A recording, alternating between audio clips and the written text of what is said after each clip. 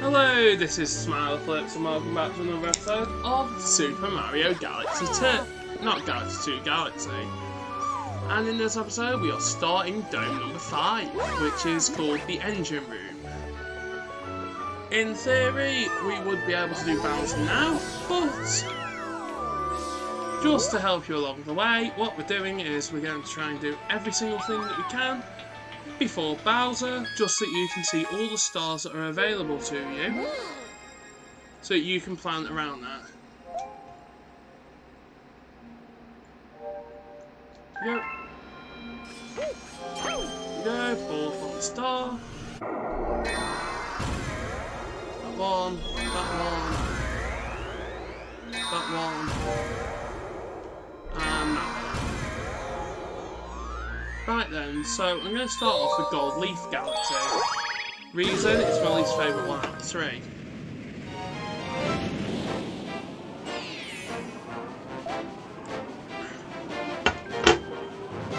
Because, as we know, I like to leave the question block ones till when we are able to.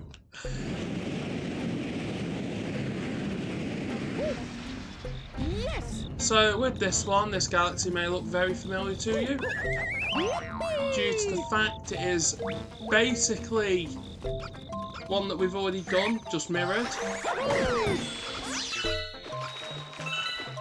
Because if you look at it, it's basically the exact same as Honey Hive Galaxy. The only difference is it's mirrored.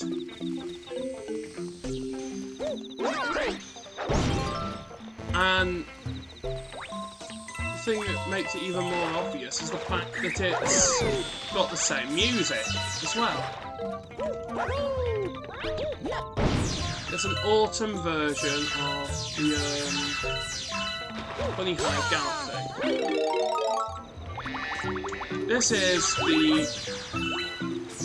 This just goes to show that Nintendo can be quite lazy sometimes, but as a fan of the Galaxy games, I don't really mind the fact that Nintendo has done this. Even the Wiggler is in the same place.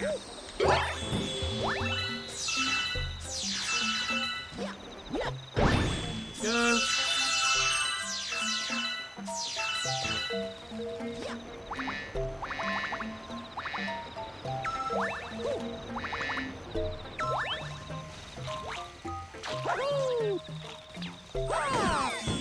And the thing is as well is I do think that as a concept for a game set in space where you could create anything you want, because it doesn't have to be realistic logic. If Nintendo wanted to, they could easily create like a level based on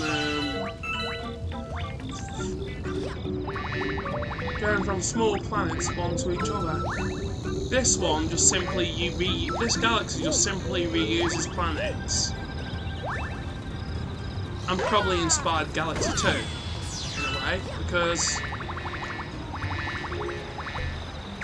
Nintendo saw that, well, we don't need to have effort. Like, that's where you would go to the back of the level. And it looks like they've just filled that part in. Because the rest of this level is basically the exact same layout. We've even got like piranha plants up here. You've got star bits at the back. And yeah. I personally don't think Gold Leaf should have been a galaxy. Personally, I think that they've wasted their time creating a duplicate galaxy.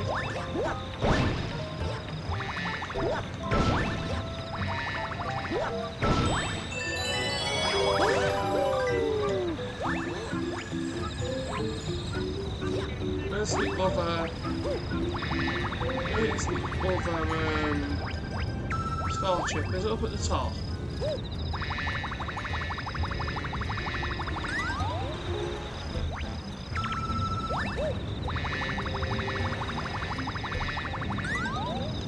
Please don't say it is. Here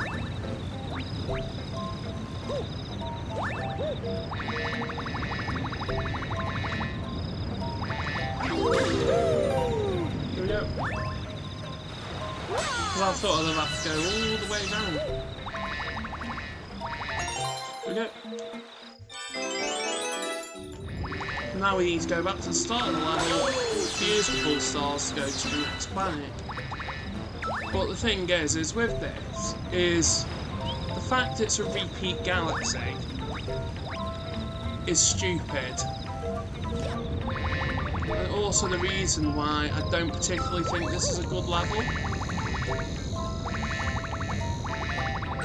Especially when all of the levels in this game are unique. They are. This is the only level in this game that isn't its own thing.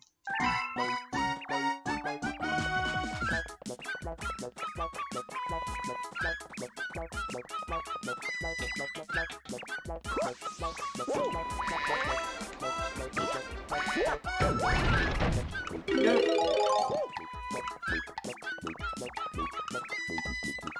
Come on.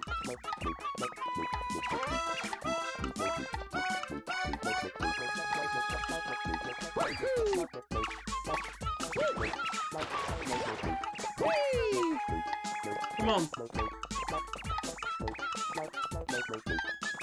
There we go, caught it. So with that, it is possible to do it without using the button, but just to make it easy, use the button.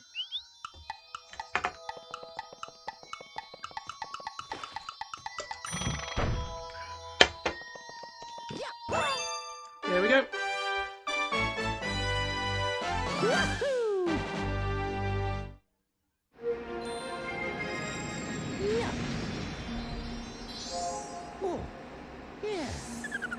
There we go, come on. There we go, come on. Next one, next one.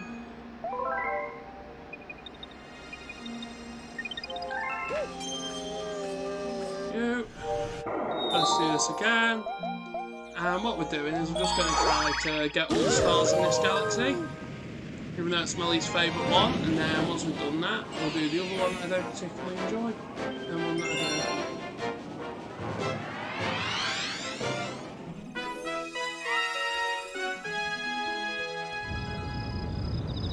Come on.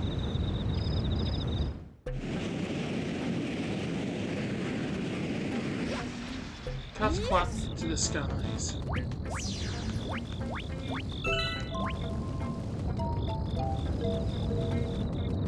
Like with this, you're going to want to just play through as much as you can of this game, and 100% as much as you can. The reason is because the more you 100% complete this, the better.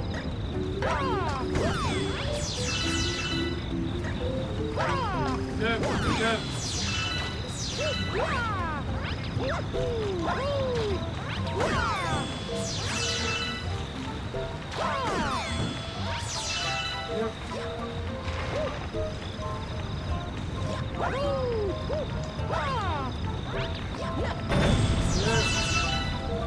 Come on, come on, come on, come on, come on.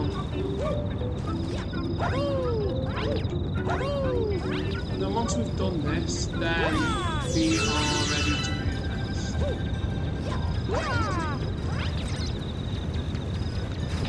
Go! Now launch over, and now let's check the back of the tree. Yep.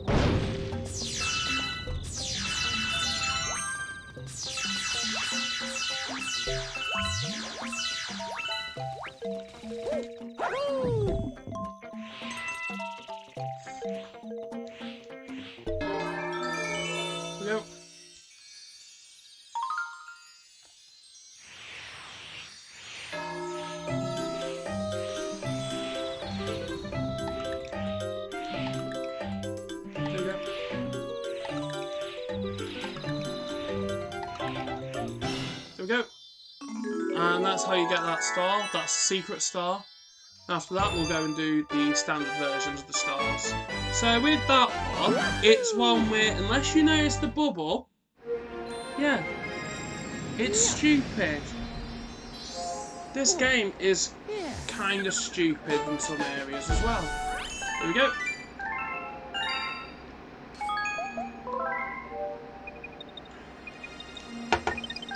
We're almost there as well. Yep. So we've got 2 more and then we can move on to the next one. Which will be Sea Slide and then it'll be Toy Time. If you're wondering why I want to do Toy Time last, it's because it's the best galaxy in the game. Well, in this dome at least. It's the one that I'm most looking forward to playing again, so yeah. There's no point doing a galaxy that I really enjoy first, because what it will do is it could mean that I don't like the motivation to do the others. So if you force yourself to do the galaxy that you're not going to enjoy the most first, then you can finish your dome on a positive note. But considering that the final Grand Star, which is the Grand Star in this one, isn't even an original boss for it, it's literally a reskin of the first galaxy's major boss, King Calamity. It's ridiculous.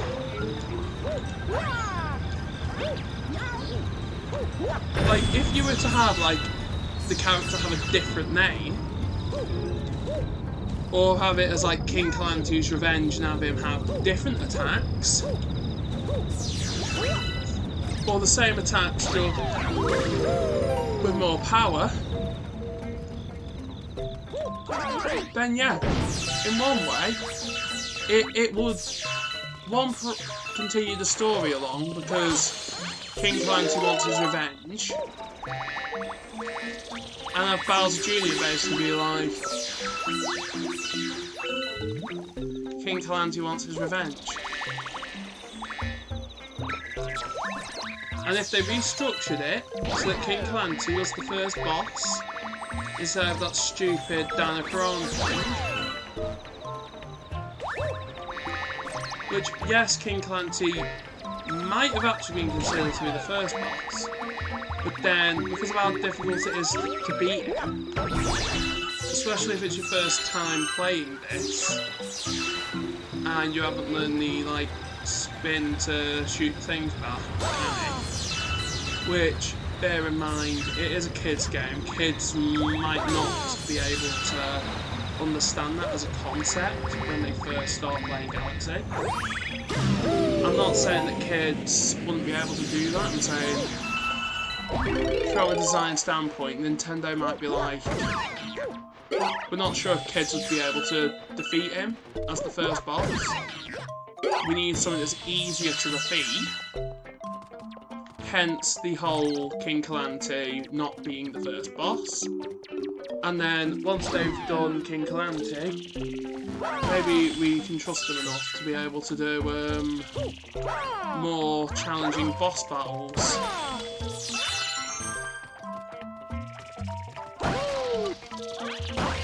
And then Nintendo gets, like, the more difficult bosses later on in the game.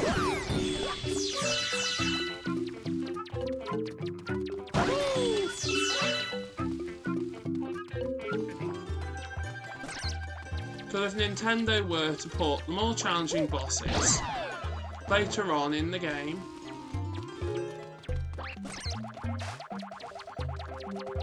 then yeah, whereas at least if they start you off with like an easy to beat boss,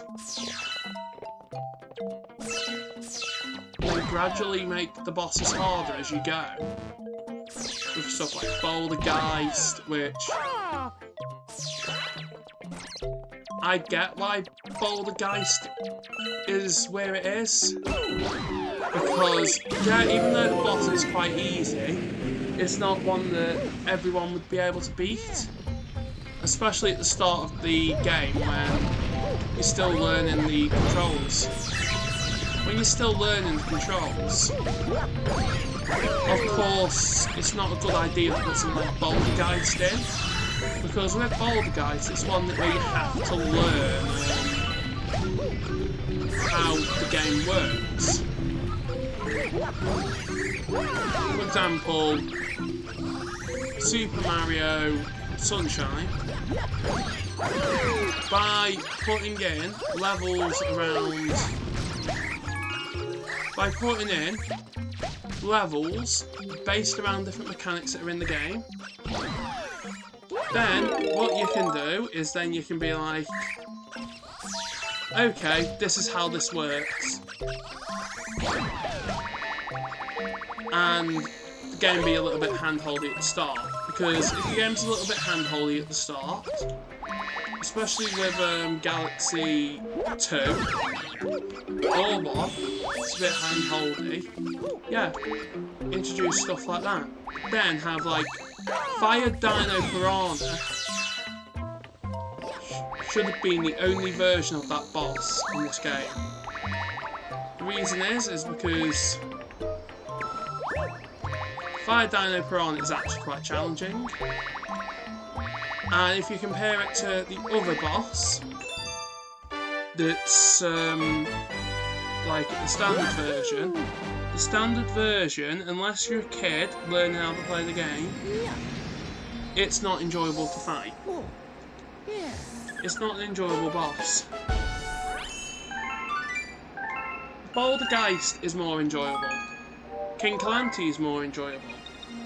The Bowser battles are a lot more enjoyable. By giving the game a bad boss at the start, it can then give a bad impression to long-term fans of the series. Especially when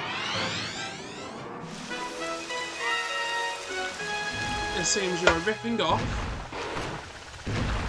potentially one of the more popular bosses.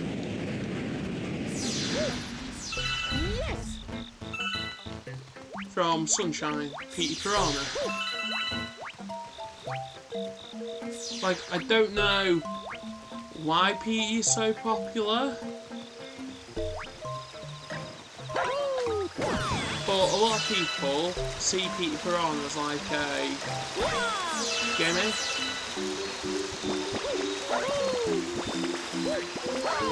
Sees him as like a mascot for the franchise.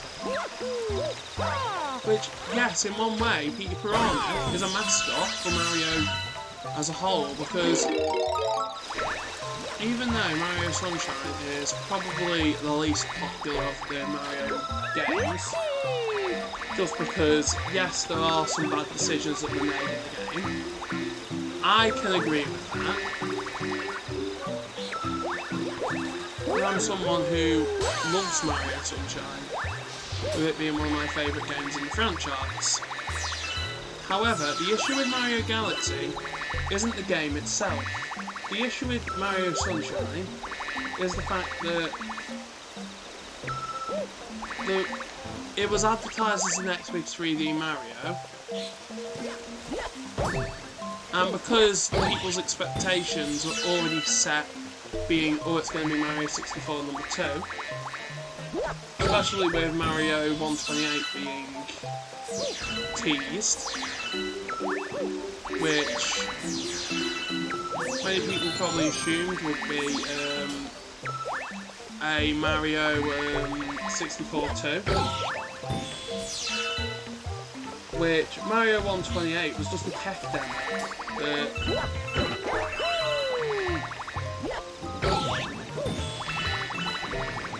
that was to show off like the way terrain and that could be manipulated and how many characters could be on the screen. Like, the concept from that has been utilised on multiple game franchises, including Pikmin, Mario Galaxy, Mario Sunshine even probably had parts of it.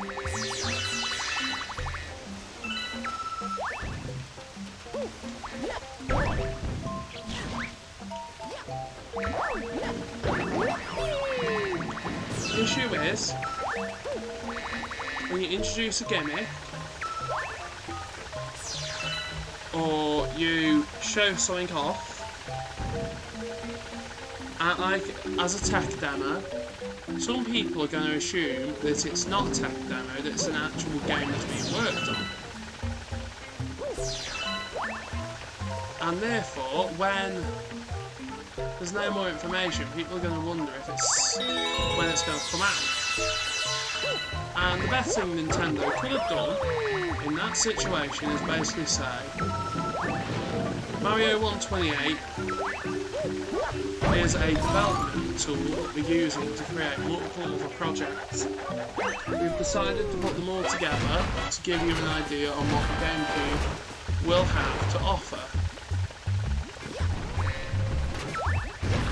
Many people are fans of, I'm going to say something like, many people are fans of our franchises, and due to us already having Mario characters pre-rendered,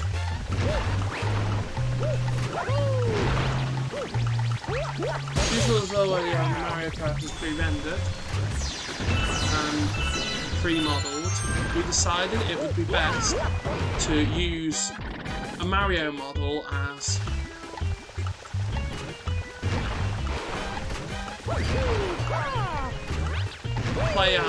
the player in Mario 128's tech demo. The name Mario is associated due to the character that we have,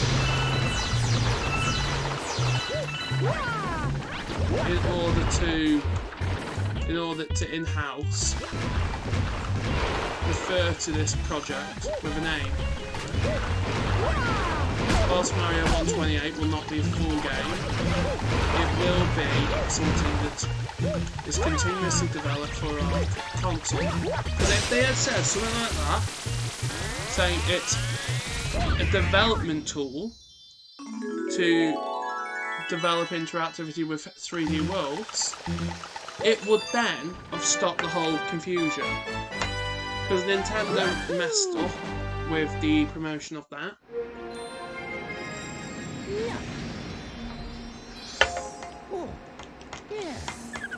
Because they should have just called it something like GameCube Experiment, Mario GameCube Experiments or something. Because if they had done it something like that, Nintendo would then have not had to worry about the fact that they are doing that.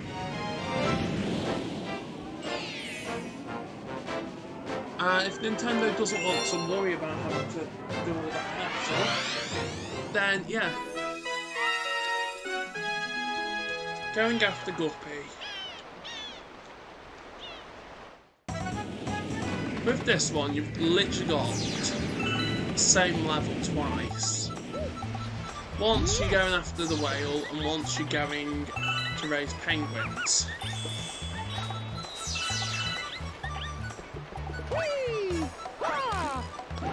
So with Guppy, you actually have to race him twice as Mario and twice as Luigi, because, yep, he appears again. Now, who do we have here? You some send of those penguins? Let's get something here, Landwalker. The sea is mine, see? If you want it back, show some girls and go for the 8 rings.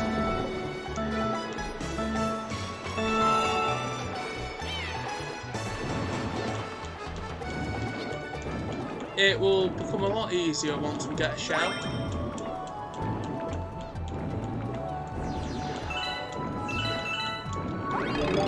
Like, in one way, I think that with this, back in the Wii days, they should have had some sort of like leaderboard and have it so that basically you was able to compare your stats online for the penguin race, Ray race and everything. Because then, if you did something like that, it'd be the me that you selected as your profile icon. What it would do is it would then have some sort of like worldwide community type thing. And then 1, it would add more replayability because you'd be trying to get like world record status. And 2,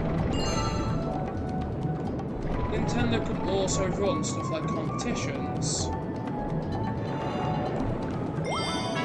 And if Nintendo ran competitions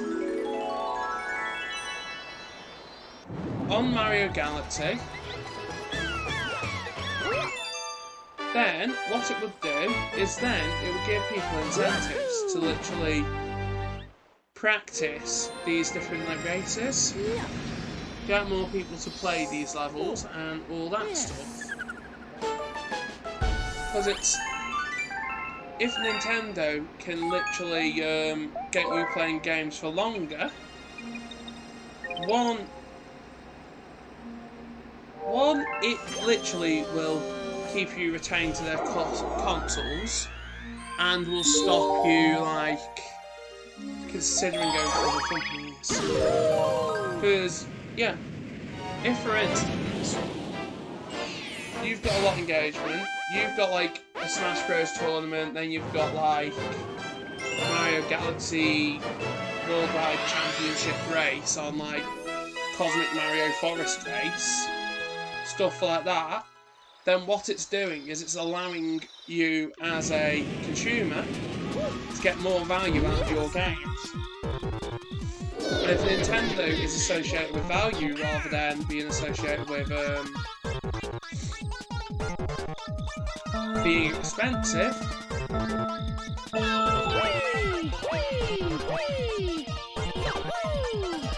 or Nintendo is like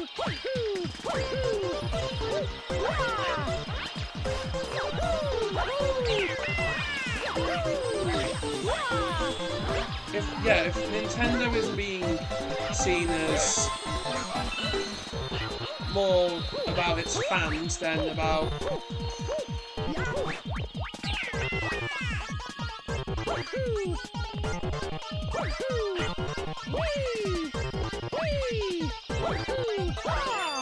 done it just by the skin of my teeth as well. And the thing is, if Nintendo could get a form of community around Super Mario Galaxy and around their games, then yeah, it would cause people to want to play them more. And then, once you've got an online system, an achievement system in place as well, then what you could always do then is you could always expand and be like, we are Nintendo, we want you to have a good time. And the more stuff that you do on a console and the more promotion you get as a for the console, the better. So think about it, if Nintendo were to see like popularity of like if Nintendo see you've got more chances to pay for a game, the better.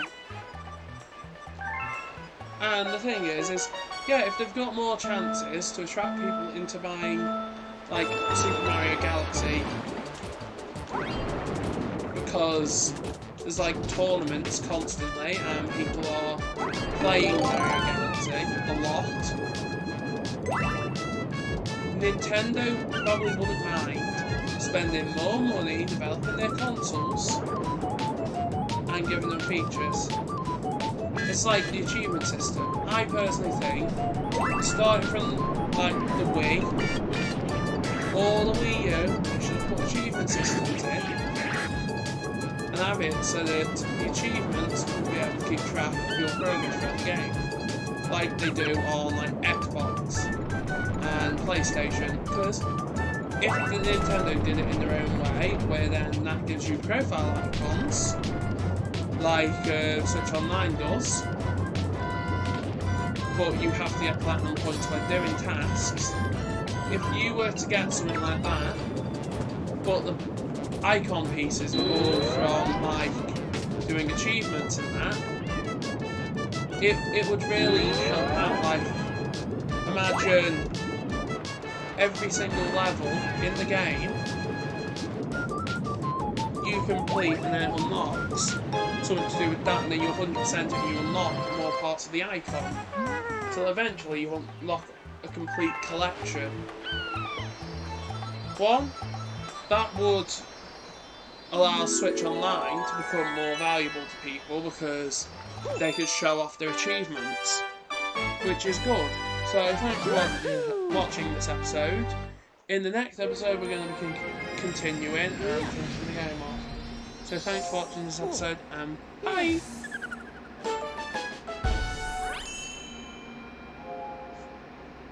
There we go. There we go. And yeah. Hungry Luma is here as well.